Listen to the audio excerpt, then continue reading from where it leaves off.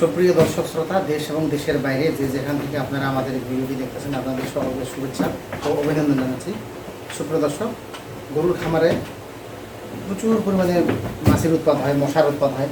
দেখেন আপনারা যে গরুগুলো কীরকম ছটফট করতেছে।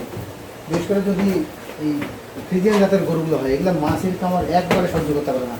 আমরা এগুলো মাঝে মাঝে স্প্রে করি, আজকে স্প্রে করে নিই। এই জন্য দেখেন কীরকম ছটফট করতেছে। তবে সাইওয়াল গরুর মধ্যে একটু তাও সহ্য করতে পারে, মাছের কামড় সহ্য করতে পারে, কিন্তু এইগুলো একবারই পারে না। আর মাছি দিয়ে এবং মশার মাধ্যমে গরুর শরীরে অনেক রকমের রোগ ছড়ায়, যেমন লাম্পি, গরুর চোখ দিয়ে পানি ভরা ইত্যাদি বিভিন্ন রকমের রোগ ছড়ায়। আর আমরা আপনাদেরকে আমাদের এই চ্যানেলে বিভিন্ন ধরনের মাছি তাড়ানোর পদ্ধতি শেয়ার করে থাকি। সুপ্রিয় দর্শক, আমরা বিভিন্ন ধরনের পদ্ধতি শেয়ার করার কারণটা হচ্ছে যে একই রকম পদ্ধতি যদি আপনি বারবার ব্যবহার করেন তাহলে কিন্তু মাছি যেতে যাবে না। এই জন্য মাঝে মাঝে পদ্ধতিগুলো চেঞ্জ করতে হবে। মনে করেন আজকে আপনারা একটা পদ্ধতি ব্যবহার করলেন, 2 দিন 3 দিন ওইটা চলবে, তারপর 2-3 দিন পর ওই পদ্ধতিটা আবার চেঞ্জ করবেন। তো তারই ধারাবাহিকতায় সুপ্রিয় দর্শক, আজকে আমরা আপনাদেরকে একটা নতুন একটা টিপস দেবো। সেটা হচ্ছে যে নিম তেলের মাধ্যমে কীভাবে গরুর খামার থেকে আপনারা মাছি তাড়াবেন। এটা একটা সহজ একটা পদ্ধতি দেবো। সুপ্রিয় দর্শক, নিম তেলের সাথে আর কি আমরা মিশ্রণ করব, খুব সহজ। এটা মিশ্রণ করে আজকে এটা স্প্রে করব। দেখবেন যে মাছি আপনার গরুর খামার থেকে শত হাত দূরে থাকবে। এবং এটা বারবার যদি ব্যবহার করেন তাহলে দেখবেন যে আর গরুর খামারে আপনারা মাছিই থাকবে না। তো চলুন দর্শক, কীভাবে আমরা ওই মিশ্রণটি বানাই আপনাদেরকে আমরা দেখাই। চলুন সুপ্রিয় দর্শক, এখানে আমরা নিম তেল নিয়েছি। আর এটা একটা ওষুধ, ছোটো বাচ্চারা যে ওষুধ খায়, এই ওষুধ খাওয়ার একটা মাপের একটা কাপ। এটা যদি আমরা এখানে আমরা 1 লিটার পানিতে 10 মিলি তরল সাবান দিয়েছি, অর্থাৎ এই যে যেমন লাইফ বয় পাওয়া যায় এরকম লিকুইড সাবান দিয়েছি। আর এখানে আমরা এখন 10 মিলি এই যে নিম তেল দেব।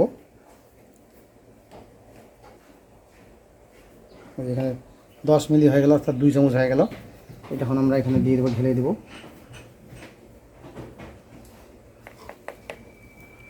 এই যে হয়ে গেল। তারপরে আমরা যখন স্প্রের মুখটা ল্যাপ করে দিয়ে একটু ঝাঁকা দিতে হবে, একটু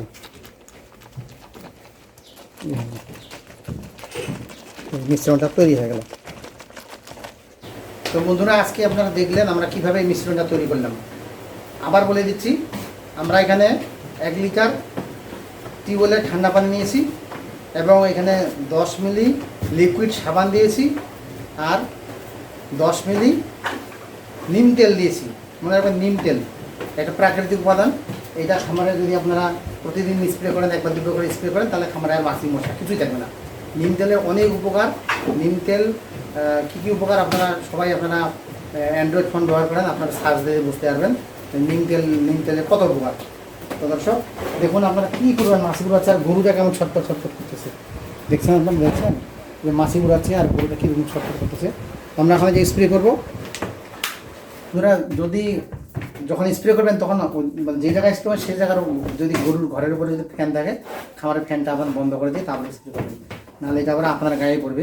ঠিক আছে, আমরা তাহলে স্প্রে করি। এখন এইভাবে স্প্রে করবেন, মাছি থাকবে না, গরু গায়ে পড়লেও কোনো সমস্যা নেই। গরু গায়ে পড়ুক, সমস্যা নেই। এইভাবে এখন স্প্রে করবেন, একটু ঘন করে স্প্রে করে দিতে পারবেন, বেশি করে ঝপঝপ করে যেন পরে। এইভাবে স্প্রে করবেন, স্প্রে করলে আর মাছি করবে না। এই দেখুন পায়ের কী পরিমাণ মাছি বসে, স্প্রে করলে পালা যাবে, থাকবে না। এই যে পালাচ্ছে, দেখছেন? এই যেখানে মাছি দেখেন, এই যে মাছি স্প্রে করলে যে জায়গায় স্প্রে করবে, এই নিম তেলের স্প্রে আর লিকুইড সাবানের স্প্রেটা যেখানে পড়বে সেখানে মাছি আর থাকবে না। যেন একটু বেশি করে স্প্রে করতে হবে, ঘন করে স্প্রে করতে হবে, যেন ভিজে যায়। বন্ধুরা, এইভাবে আপনারা এক এক সময় এক একটা টিপস আপনারা ব্যবহার করবেন। আমরা বিভিন্ন রকমের টিপস গরুর খামারে মাছি তাড়ানোর বিভিন্ন রকম টিপস আপনাদের মধ্যে শেয়ার করে থাকি। একটা টিপস এক নাগারে ব্যবহার করবেন না, কয়েকদিন ব্যবহার করার পরে পরবর্তী টিপসটা আলাদা দেবেন, তাহলে মাছিগুলো তাড়াতাড়ি চলে যাবে। ভালো লাগলো আজকের ভিডিওটি। যদি ভালো লেগে থাকে অবশ্যই কমেন্টে জানাবেন এবং ভিডিওটি লাইক শেয়ার করে অন্যদের জানানোর চেষ্টা করে দিবেন, যেহেতু এটা উপকারী ভিডিও। তো আপনারা সকলে ভালো থাকেন, সুস্থ থাকেন, ধন্যবাদ।